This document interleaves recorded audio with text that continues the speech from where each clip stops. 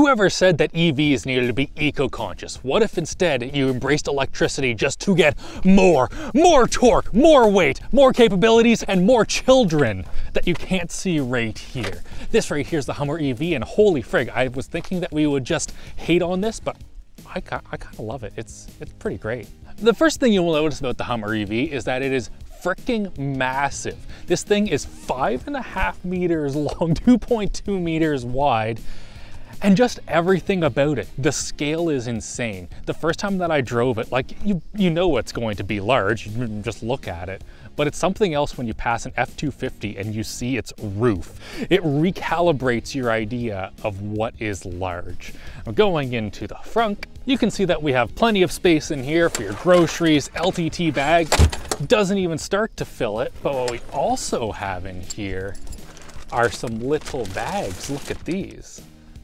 These bags are here because this isn't just a pickup truck, but it is also a convertible. Now, unlike the Mazda Miata, which took us, what, like 3.5 seconds to get the soft top down, this one takes a little bit longer. I guess technically it is a Targa top, but you can come in here, undo these two handles, give it a little push. Look at that. We now have a roof panel, which is a bit of plastic, and it is off. Now you take your roof panel, put it into the bag like so, give it a little zip up, and then do that 3 more times. But you're not done yet. Now you can go into your glove box or maybe a little spot in the trunk and get out your ratchet, which you can use to undo these 4 bolts right here, which allows us to remove this piece right here, right here, right here, right, and there is nothing over top of you. Bell says it's not worth the effort. He's wrong. This is sick. Like, that looks so bad. Now, where exactly this goes, I don't really know. I watched a tutorial and they had a little spot down underneath the seats right here, but we don't have the like molded plastic piece where this and those nuts went, so there you go. With that incredibly simple roof removal process done, we can look at the rest of the car. First thing, we have these little lights right here. They were quite an expensive option and they do not give off a whole lot of light. You have to go into off-road menu, aux, auxiliary 1. To turn these on, it took me a long time to figure that one out. Down below, we have 305 tires wrapping 18-inch rims. They are freaking massive and very loud. Coming back here, it'll take a while. We can see the charger. This thing right here is on an 800-volt architecture and it is freaking massive. Look, from here to here is all battery, and that's because this is, I believe, the largest battery in an electric vehicle on the market. It is 248 kilowatt hours, 212 of which you can actually use, and that results in 613 kilometers of range. Now, that said, it takes a long time to charge this thing. It does 350 kilowatt charging, but when you have that many kilowatt hours of battery, man, I had this plugged in for 8 hours yesterday on level 2. It did not go all the way up to fully charged from 72%. It's insane. Moving around to the back, you can see that we have a 5-foot bed here, but that is not all. The bed comes down, then right here, we have another bit, and another bit, and part of the Omega package, which is part of the $41,000 worth of options on this, we get a Bluetooth speaker. This thing is from Kicker. It is 100 watts. It sounds kind of bad.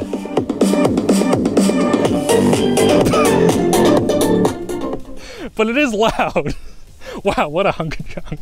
Back here we also have 120 volt AC and some mounting spots if you want to have a spare tire, because it does not go underneath this for some reason. Another thing that's part of our Omega package is this absolutely incredible Neptune blue matte finish on here, as well as like black Hummer logos and stuff. It does look sick, and apparently it is very difficult to care for. Now, of course, I know what you have been thinking this entire time. It's so close to the ground. I could really use an extra 6 inches. By putting it in extract mode, you can go from 10.1 inches of ground clearance all the way up to 16. This does completely ruin the ride quality, and also you're not allowed to go more than 20 kilometers per hour when you're in this mode, but that is a lot of ground clearance. It also has locking front and rear differentials, and it's not DLC.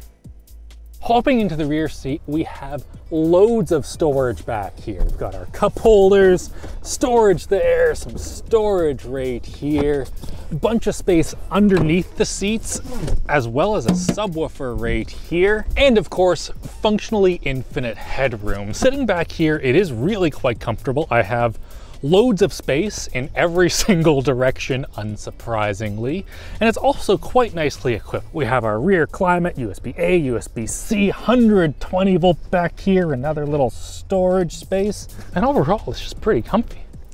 Hopping into the driver's seat, this is an excellent spot to be.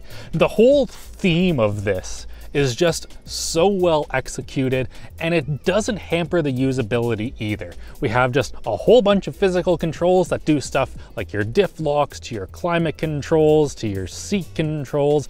It is all very well done, and also the infotainment is shockingly well put together. You can go back to the main menu and it'll still have your song over here or your navigation if you're doing that. It's all pretty fast, and they worked with Epic Games to come up with these hilarious animations anytime that you do stuff. Like, look at this, bam!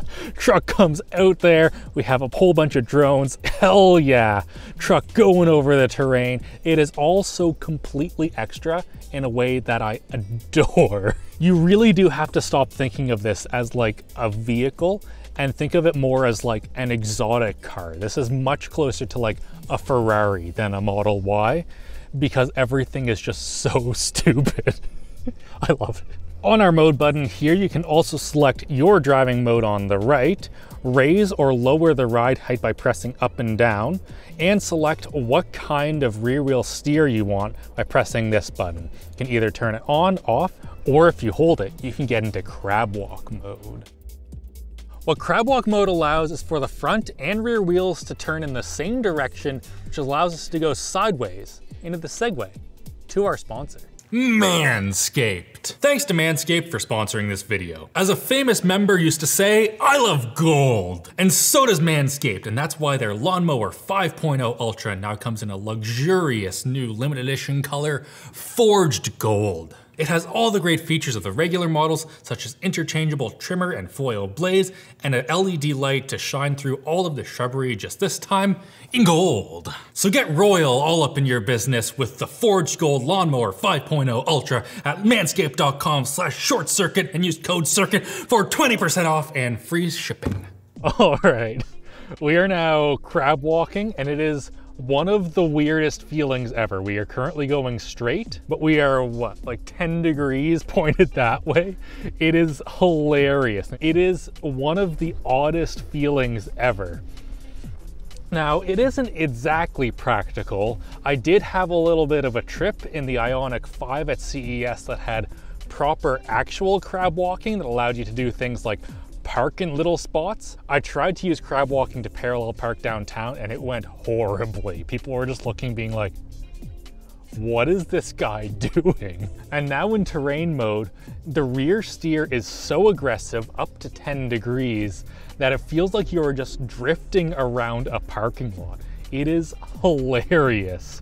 The best thing about it is that this is actually an incredibly nimble little car. Well, an incredibly nimble massive car. Has a turning radius of 11.3 meters, which is really quite good. For comparison, the Ioniq 5N had a 12.5 meter turning radius, and despite this vehicle being so freaking huge, it is noticeably easier to park.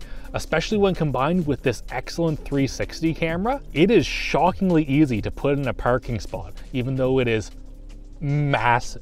Speaking of the cameras, this is the most complete cameraing that I've ever seen in a car. There are 18 of them, and you don't just have the full 360, but you also have underneath it. Like, look at that. You can see both of your wheels here front and back. So if there's a really difficult obstacle that you can go over, you can make sure that you don't bang your diff off a rock by just simply looking at it right here. Enough screwing around in the parking lot though. We need to give this thing a launch. What you do is you double tap traction control off, which brings up here Watts to Freedom, or WTF mode. This right here lowers the vehicle, and then when it is ready, you get to launch it. With my freedom armed, I can do my foot all the way on the brake, all the way on the gas, and holy sh**!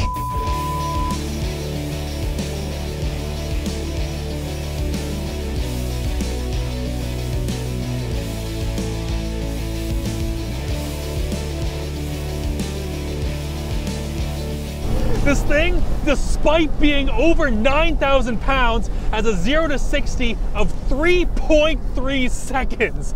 That is accomplished with 1,000 horsepower and 1,200 foot-pounds of torque. And oh my God, this thing should not move like it does. We can just be going here. Sorry, Andrew. It is maniacal. Now, if you watch as we go, I really need to turn to the left, because when you floor it in this, it actively tries to put you into the ditch. It is hilarious, and unlike the acceleration in any other EV. In most of them, it's like you're getting pushed back into the seat, but this thing squats so far back that it's much more like you're getting cupped by the seats as it just flies back, and the people on the ISS are like, "Ah!" as your high beams blind them. Man, this is the first time that I've driven with the top off. This is sick. Sadly though, we're gonna have to put it back on because all-terrain tires, no roof, it's really loud.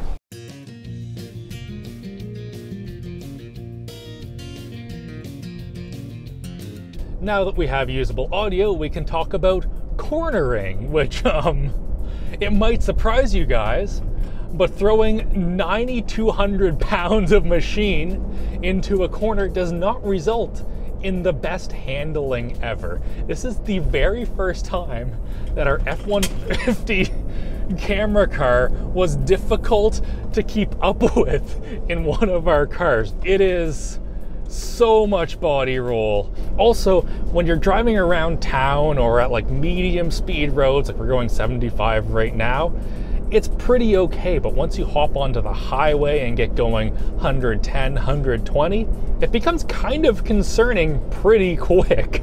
It turns out that it's not very relaxing on the highway if you have cars on either side when your vehicle takes up an entire lane.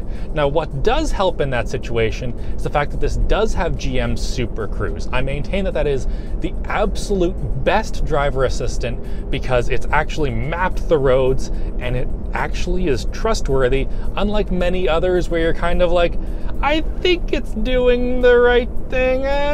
But overall, on the highway, bad time, especially when you combine that with just how loud these all-terrain tires are.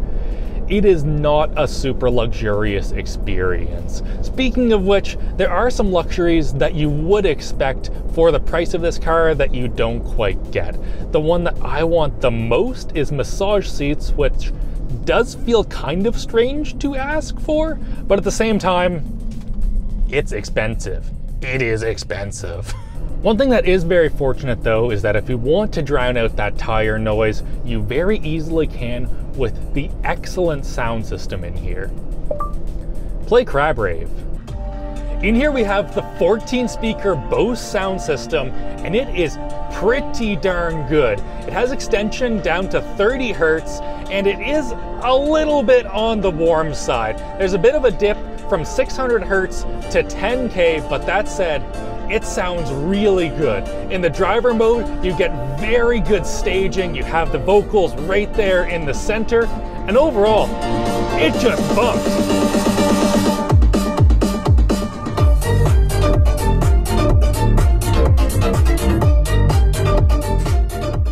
So overall then, the Hummer EV, I think this thing is exceptional. It is so ridiculous, it just makes me giggle. Nothing gives you more than this. Nothing weighs more, is faster, And do you know what also is more? The price. This one that we have here, with its $41,000 of optional accessories, comes in at 201,000 Canadian dollars. That's a lot of money. Are you aware how much money that is? That is a lot of money. But like, what else are you going to buy? A Cybertruck and have your payload just fall off with the hitch? No, this right here will actually tow 1,200 pounds in the 2X, or this one with all of the options and stuff only gets 7,500, but that still is quite a bit, and I at least trust it. If I am honest, I came into this expecting to just dunk on this, thinking it was incredibly stupid.